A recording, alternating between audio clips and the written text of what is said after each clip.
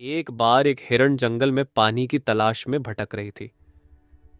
उसे बहुत प्यास लगी थी और घंटों से वह इधर उधर दौड़ रही थी, लेकिन उसे कहीं भी पानी नहीं मिल रहा था। काफी देर तक जंगल में भटकने के बाद वह थक कर एक पेड़ के नीचे बैठ गई। तभी अचानक उसे नदी के बहने की आवाज सुनाई दी। जैसे ही वह आवाज सुनती है, उसकी आंखों में चमक आ जाती है। वह खुशी से झटपट उठती है और उस आवाज की दिशा में दौड़ पड़ती है। जैसे ही वह नदी के पास पहुंचती है, उसकी खुशी का ठिकाना नहीं रहता, मानो उसे नई जिंदगी मिल गई हो। वह तेजी से नदी के पास जाती है और जैसे ही पानी पीने के लिए अपना सिर झुकाती है, तभी उसकी नजर अपने दाएं तरफ जाती है।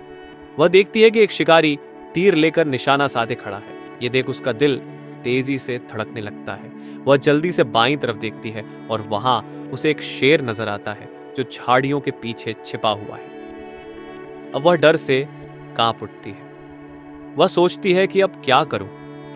जैसे ही वह पीछे देखती है, उसे दिखाई देता है कि जंगल में आग लग चुकी है और आग धीरे धीरे उसकी तरफ बढ़ रही है। चारों तरफ से मुसीबतों ने उसे घेर लिया था। आगे नदी, दाएं शिकारी, बाएं शेर और पीछे आग। वह सोच में पड़ जाती है कि अब क्या करे। फिर वह खुद से कहती है, अगर मरना ही है तो मैं अपने काम पर क्यों न डटी रहूं। वह अपने डर को भूलकर पानी पीने लगती है। जैसे ही वह पानी पीने लगती है, अचानक आकाश में काले बादल छा जाते हैं और तेज बारिश शुरू हो जाती है। बारिश से आग बुझ जाती है। इतने में शिकारी का निशाना चूक जाता है, क्योंकि बारिश से उसका तीर गीला हो जाता है और वह तीर शेर को लग जाता है। शेर शिकारी पर झपट पड़ता है। शिकारी और शेर आपस में उलझ जाते हैं और हिरण वहां से सुरक्षित निकल जाती है।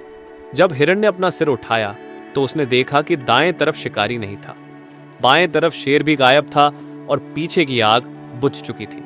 Moral of the story. दोस्तों, इस कहानी से हमें यह सीख मिलती है कि जीवन में जब मुसीबतें आती हैं तो वे चारों तरफ से घेर लेती हैं, लेकिन डरने और घबराने के बजाय शांत रहकर सही फैसला लेने की जरूरत होती है। मुसीबतों से भागने के बजाय अपने काम पर ध्यान देना चाहिए।